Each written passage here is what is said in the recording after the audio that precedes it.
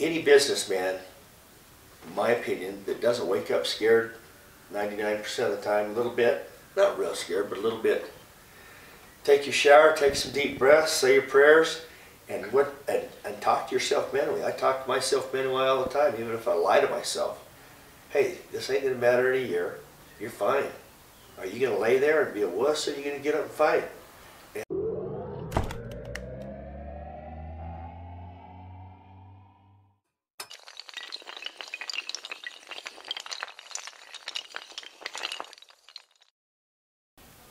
Hey everybody, I'm Logan Rogers, this is Phil Stratton, and I'm extremely excited to be here today.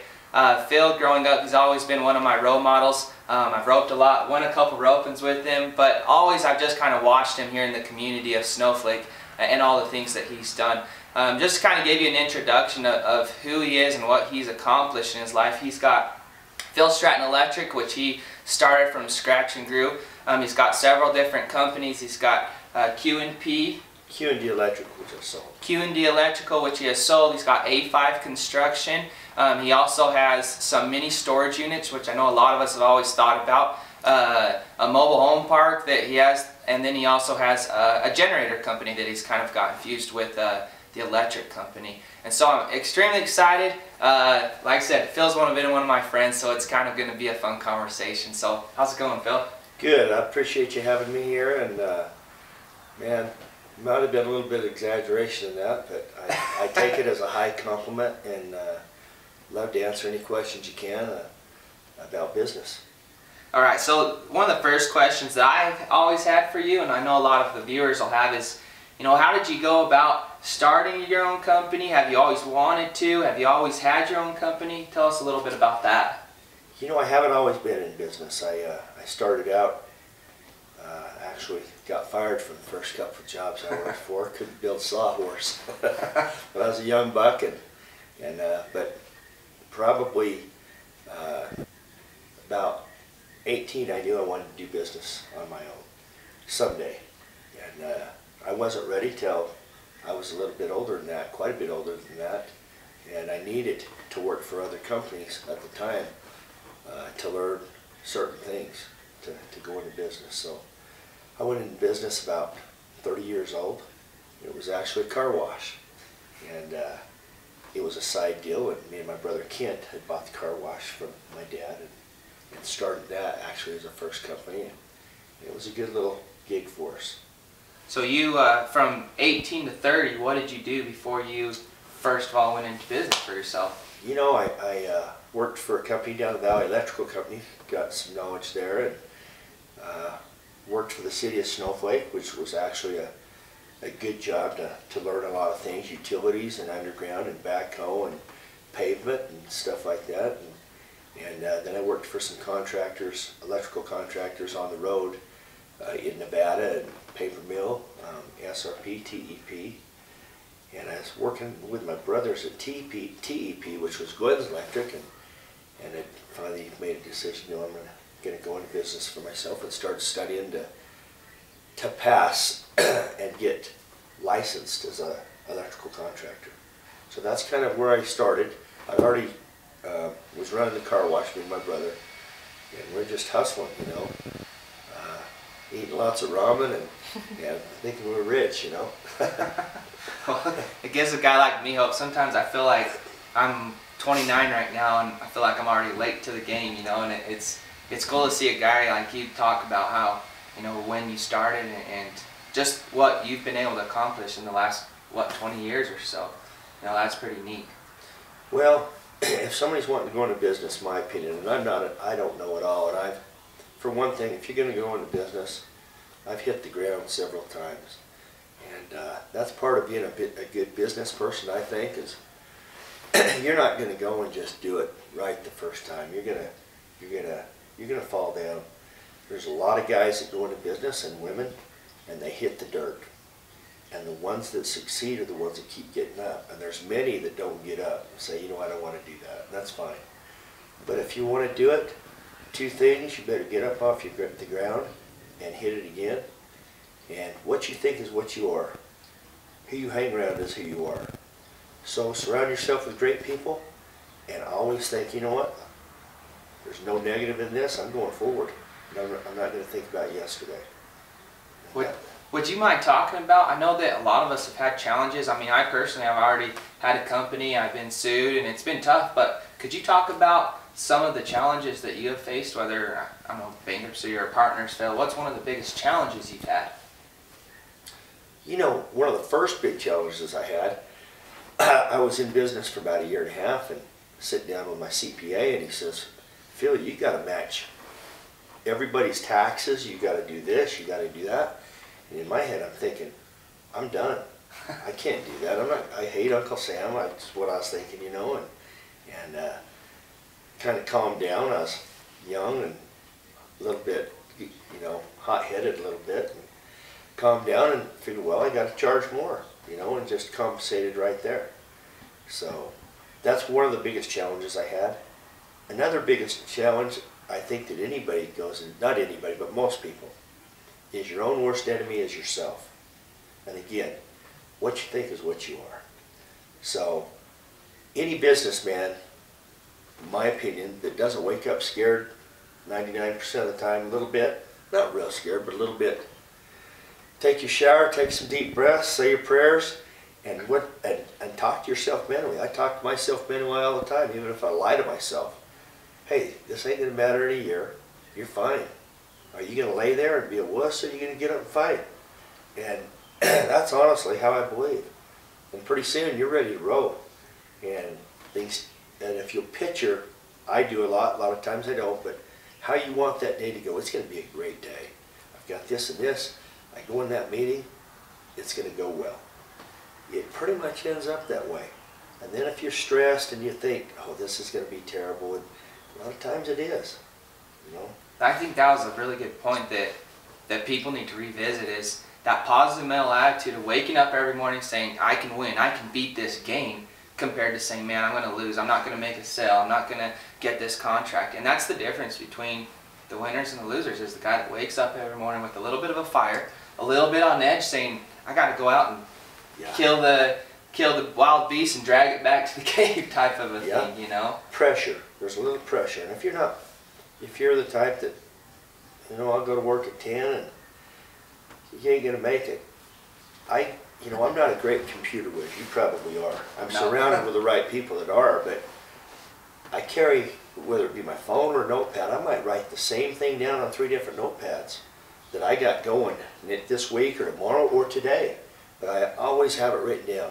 I'll be in watching TV and 10 o'clock at night, and I'll jump up. I got to write that down because I'll forget. I write things down. Unless you got a great memory, write it down. I have to write it down. So I think that's a big thing of being successful too, is knowing what you're doing tomorrow, knowing where everybody's going. And another big thing, I think, is if we're going to go into business, let's have fun. I tell my guys when I hire them, we're going to have fun. If we can't have fun, we ain't going to do well. It ain't fun all the time, you know, but I want to laugh. There's a time and a place to be serious, but I want a bunch of guys and myself to enjoy life and kid around. And it's not all about being the serious businessman. It's about being a group and a team. You got to have a team. You got to have everybody click. And if you have one bad apple in that barrel, get rid of the apple, because it can ruin a lot of people. And I'm not saying that like I'm a hard guy. I'm surrounded with great people. I'm not that great, but I'm surrounded with great people, and I'm grateful as heck for it. And that's what sets me apart, in my opinion. Not that I'm great. I'm not saying that. I'm great because of my people. And to keep great people, you better take good care of them and their families, because that's what it's all about. And there's a book called Good to Great, and it talks about the right people on the right bus, and you know, you got to treat your people as if they're your customers. And if you treat your employees like you're going to treat your customers, they're going to treat your customers like you treat them. And I feel like that's one of those things that a lot of people treat an employee kind of like a tool to get something accomplished, instead of, you know, that employee is part of your family in your business. And if you don't take care of them, then they don't take care of you. Well, if you give everybody a slice of the pie, a little bit of slice somewhere, a bonus. Hey, here's this. Get the heck out of here and go get your wife and family and get out of here for a couple of days. And there are things like that besides other things. If you got that type of employee, you know, I've read a book, and hey, the guy wrote a book, and I'm sure it's a great book. He says, hey, always pay yourself first. BS, my opinion. Pay your employees first. Take care of them first, and take care of yourself, and it's worked out good for me. If it's worked out good for him on that book, perfect. I don't care. But I disagree with that. Take good care of your employees. There was a question on our group that said, it was by Garrett Larson, and he's like, how do you take care of your employees? You know, how do you go about doing that? And I think just like what you're saying, you've got to show them that you really do care for them, because they can go to the next guy for $1 more just as easy. But when that guy comes and says, hey, I'll give you $1 more, you know, $1 more an hour, which they always do, the loyal ones are to say, hey, I enjoy my job, and it's not all about the money, and that's a big deal. Yep. Garrett's got a good point there. You know, you got a lot of people, you train them, and then they jump into their own business. So yeah. I'm pretty choosy right there who I want to get. But in today's world, it's hard to find good help, and especially the younger generation. I'm not dogging the younger generation. I'm telling you, I don't care if they're white, boy, Mexican, black. I don't care. It's tough to find good help. The really good ones, and there are some good younger ones. A lot of them are farm boys, in my opinion, or just raised by the right parents. And the good employees are raised by the right parents that, you know, held them accountable and put them to work and taught them how to work, and for everything from milking a cow to Eagle Scout or whatever, working at the swimming pool, not playing video games, you know, and you can usually tell a guy that how he's raised pretty quick. Right. Let's talk a little bit about mentors. We all, you know, a lot of us read books or listen to podcasts, but what's been one of the biggest things that you've done as far as a mentor-wise, or as far as your own personal learning to really grow and make those strides in business? You know, one of the biggest mentors I had has been actually family members. One big one was my dad. He was a hard man. We butted heads till a couple years before he passed away. And he used to tell me, you might not like me now, but you'll thank me later. And he was key on. You know, we had to get up from the time I was 4 years old, and I'm not exaggerating, 5 o'clock in the morning, break the ice, milk cows, your galoshes get stuck in the cow crap, and then get ready for school and have a breakfast and go, you know, go about the day. And if you didn't, you were held accountable, and it wasn't going to be a good deal. You're either going to get more work, and you get your butt kicked. And I bowed up on him quite a few times growing up, maybe a few times rightly so, but overall, he was a hard worker. He never quit. That's a big thing. And then I think you have to, as far as him being a mentor for me, he showed me a lot of love too. You know, it's kind of like a horse. You know, there's some horses you got to do this with or that with. You got to figure out the person. But my dad was a great mentor, and he showed with example in a lot of ways. He worked hard, and that's probably my biggest mentors. My dad, and then I have brothers that I could lean on a little bit. Maybe they leaned on me a little bit. But well, there must be some truth to that, because I've done a lot of business down in the Phoenix area, and I've done business with TK Stratton. I've never done business with Damon Stratton, but I know that he's got a pretty successful business, and done business with Terry Stratton, and I haven't done business with Mike, but I know he's down there. It seems like there's Kent as well. Kent. You know, it's like, you know, every single one of your family members, or you have that Stratton last name, and you're a very successful guy, it seems like. And one of the biggest things I've noticed about you guys, and that there was even a comment on our Facebook group made about this from Ike Erling. He said Phil Stratton has the ability to make you feel like a superstar. As soon as you walk up to him, he just has that ability to do something. It says a compliment, but it makes you feel like a superstar. And in the book, How to Win Friends and Influence People by Dale Carnegie, he talks about how do you get people to like you. And that's one of the things that I've always admired about you and almost every single one of the Strattons that I know.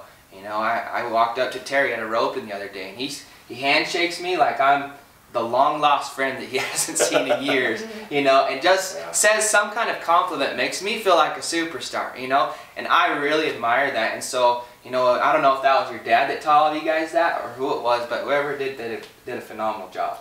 I appreciate that. I'm the brother with a lot of potential. Here's one. I've got great brothers. You've mentioned Damon Stratton. Man, he's one out of a million, and TK. Great people, and I say that not bragging. I'm just saying the fact. My brothers and my nephews have done well, and they do treat people good. I'll tell you why I treat people good. Because I love people. Overall, I really do, and I've made a lot of mistakes in my life, but yeah, no, probably the biggest thing I regret ever in life is anybody I've ever hurt. But I love people, and I'll tell you who I really like. I love the underdog. Some of them underdogs are the guys you want too. They just need a chance. We talked about, you know, giving people a piece of the pie. You know, sometimes you give $100 and it'll make you $10,000. And sometimes you have some employees that you just gave that $100 away, you know, and it gets worse. But overall, when you give, you get, and that's a huge thing, I think, in business or in life. You have to give to get, and when you give, it doesn't hurt no matter what, and you don't tell people what you did. I think that's huge in business. I really do. That's almost a God-given opportunity I ask for. God give me the opportunity to do something where maybe change somebody's life today, and as far as helping them, whether it be physically or, hey, how you doing?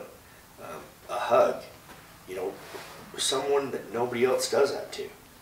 And I know I've been down on my luck. I've hit the ground. And you don't forget those people that helped you up. I want to retouch on that, Jim, that you just said it. You don't say what you give, but you give, and you don't look twice about it, pretty much. And there's been a lot of people talking about that on the group pages. As a businessman, especially if you're able to be successful, you're given the opportunity to have things that people don't, as far as money or opportunities, and to be able to give that away, I think that's a blessing that the Lord gives us for going out and being where we're at, you know? It's almost selfish. To not. Yeah, it's almost selfish.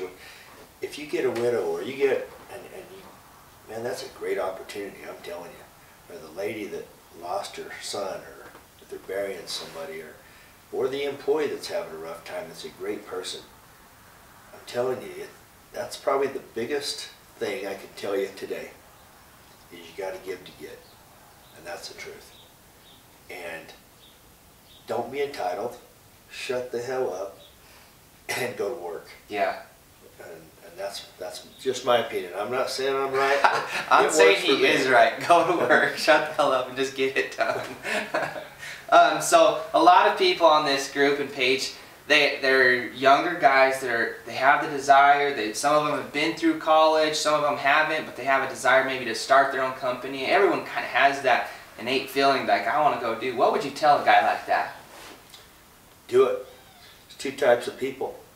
Those that will jump and those that won't. And that's a fact.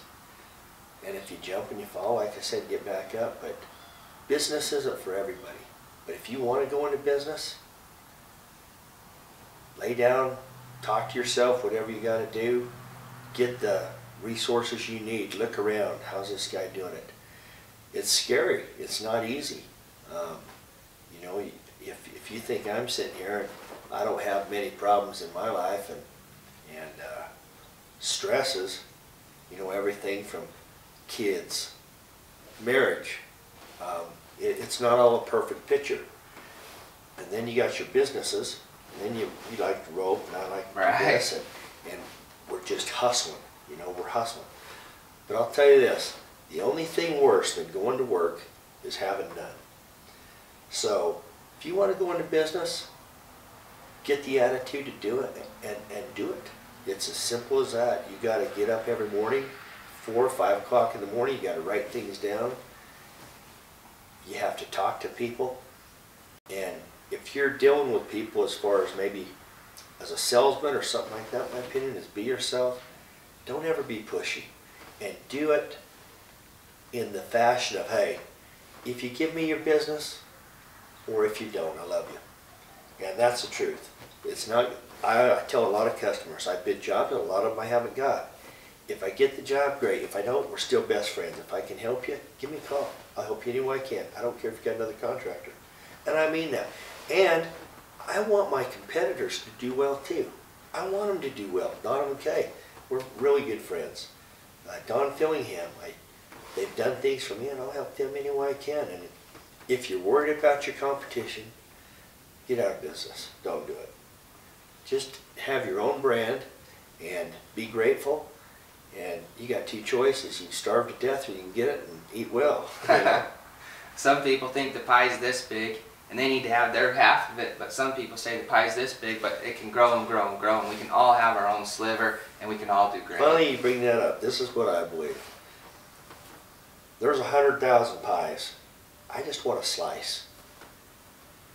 Give me a slice and I'll give the other slices out. But when you figure you got 20 pies, you might have 2 full pies right there. Yeah. And you're doing well. And everybody else is getting a piece of sliver, which is how it should be if they're earning their part. And they're in the game and they're excited.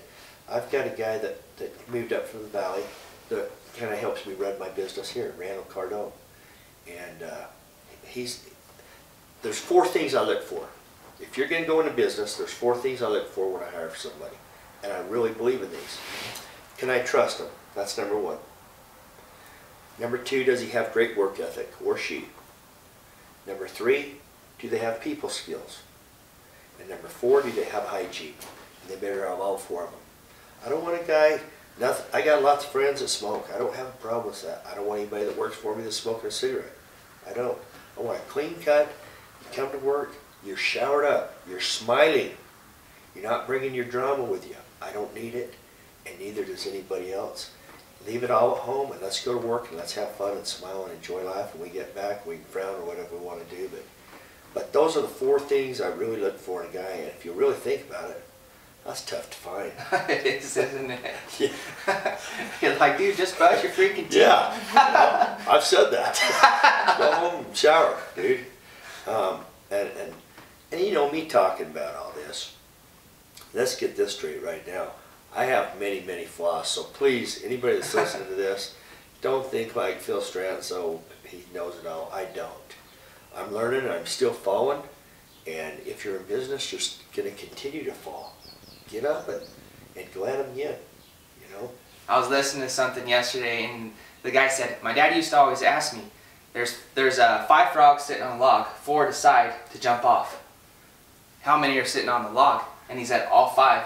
The 4 decided to, but they never did it, you know? Analysis paralysis, it's a real thing. That's a good one. And just like you said, you know, just do it. Go out and give it a shot, because if not, you're going to be 50 years old, you're going to say, shoot, I still live paycheck to paycheck, don't have anything to retire on, still doing the same thing I've done for 30 years, and now I wish I would, but now I can't because I've got too many debts and things like that, you know? So that's what I really like to encourage people is, you know, give it a shot, you know, do all you can, you know, don't quit your day job, you know, right. Start work and start developing something until that point where you can jump to the next one. I was telling Logan earlier, when I first jumped into business, I had a bag of tools, $300 or $400 to my name. I told my wife I was going to quit my job, and I was making, for then, pretty good money, you know, at a power plant. I didn't enjoy my job. Come home, told my wife, hey, I quit. And she had backed me the whole way, you know. And she's like, you did? And so anyway, you can do it. Another thing that's very important in my opinion is presentation. You know, people see you walk in a room or present yourself or talk to them. Confidence is everything. And the way you present yourself, and are you showered up? Are you clean? In my opinion, I have some guys that work for me that, I have one guy that works for me that's got a man bun. And you know what? But he's clean.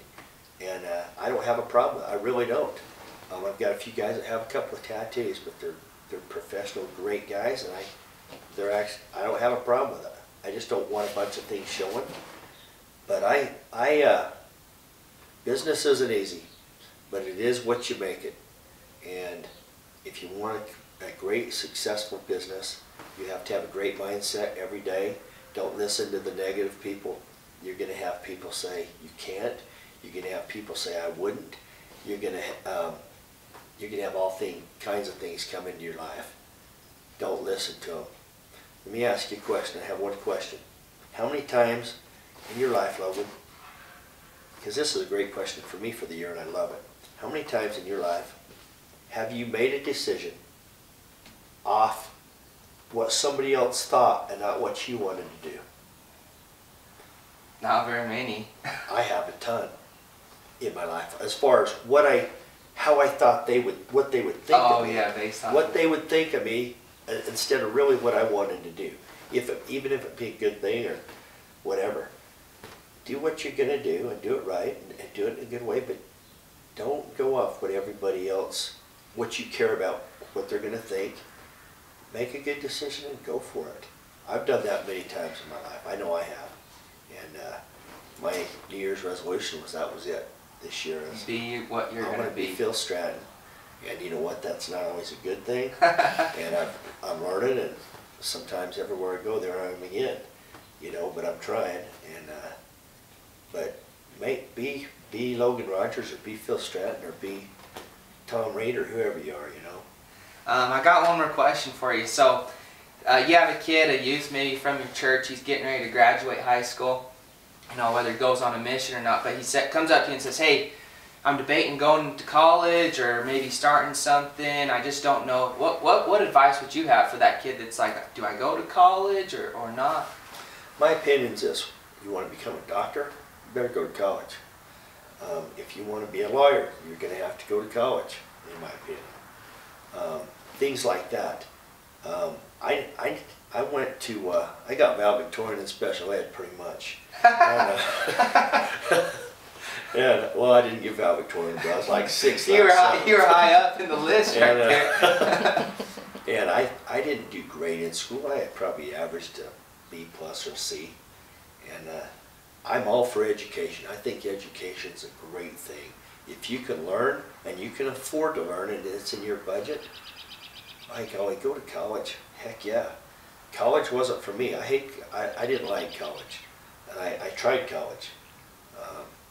But I think it's a good thing. It depends on your occupation. But I know a lot of, and I'm not saying this bragging at all, because tomorrow I could be in which I don't plan on, a 1-bedroom apartment.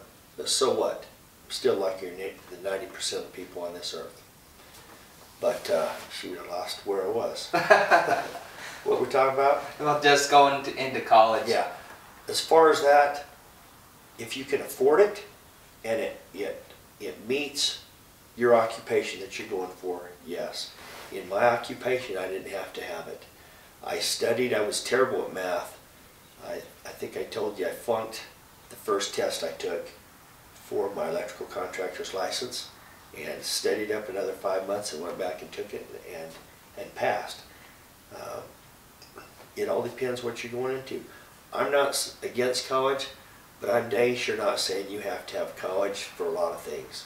If you want to go into a small business or a big business, if you look around, there's a lot of successful people that have never been to college. There's a lot of successful people that did graduate with a high school diploma. You know, it's hustling and learning and teaching yourself. I know a lot of college people that have been to college for 9 years and they owe for the next 30. Yeah. You know, I'm all against that if that's going to affect you. But if you have to have it, a veterinarian, he's got to go to some type of school. And I understand, but it worked for me, and it's worked so far. And I didn't have to have college, and so that's my opinion. I just want to touch on a couple of things that you said throughout here. So, you know, kind of going from the start, you know, hard work, getting up early, not afraid to say no, just being motivated. You kind of entered your own business field at about the age 30, which, you know, some people get to that point and they're like, man, it's too late. I just better put my nose and get a job. And then you just turn, just from there, you just, everything's blossoming. I'm going to brag a little bit about you because Yeah, I know you won't, and I hope you don't mind, but we pulled up here to right now we're at Phil's house, and you know, my jaw dropped. This place is just gorgeous, and it's just, you can tell someone that lives here puts a lot of time and cares about what he has, you know, and really cares about, you know, his life and stuff. And so I just wanted to say you've always been kind of that role model for me, is, you know, a guy that's gone out and done business, because business, at least the way I grew up, wasn't ever an option, you know. And so to see a guy like you that goes out, starts a business, doesn't necessarily have a great college education, but just knows how to take care of people, it's a really great thing for me to see and to look up to. Well, first of all, thank you. I'm not the best, but I'm not going to lay down. I might lay down for a few minutes, get kicked where it hurts and lay down, but I'm not staying down. I'll give you a quick thing. I know that you probably run out of film on it. She's doing this to me. No, I'm just kidding. But if you don't get up every morning and just hustle and go at it 100%, that's what being in business is about. Making friends, getting excited to where you're in the shower and the hair kind of stands up on your head, and being grateful to God for what you got. We're not, any of us are perfect, and we can be guilt-driven all day and be down on our luck, and yeah, I made a mistake here, or we can move forward and be grateful. And thank you for the opportunity. Be grateful. Person's grateful. I try to go through that enactment every morning, and it's hard sometimes, but thank you for this, and thank you for that, for the water, for the toothbrush I got in my hand. Man, things come to you. So anybody can go into business. I don't care who you are. I don't care if you're bipolar or don't have any legs or whatever the deal is. God's blessed me. I have everything. I know a lot of people that, there's a guy over in Clay Springs. He's been on crutches all his life. He's a hustler. He has auctions. I forget his name, Brewer. He's been a mentor to me. He don't know it, but I've looked at him. He has auctions about once a month, and has done well, I think. Anybody can go in business. I don't care what your age is, but you're going to have to get your ducks in a row, and you're going to hit the ground, I promise. There's no successful guy that I know of that has not hit the ground several times. That's awesome, and I really don't have anything to top it, you know, just anybody can do it. And so I know I've benefited from this interview, and I know you guys will too. This group's about learning. We're just about building people so that they have the opportunity to go out and start their own business or start their own career or just feel good about themselves in general. And so I invite you guys, you know, share this interview with your friends, join the group, be a part of it, you know, participate and ask questions. You can't learn if you're not asking questions. And so, you know, I thank Phil for doing this with us. I appreciate it. And so everybody join the group Thinking Business. We'll see you next time. Thank you. I wanted to thank you.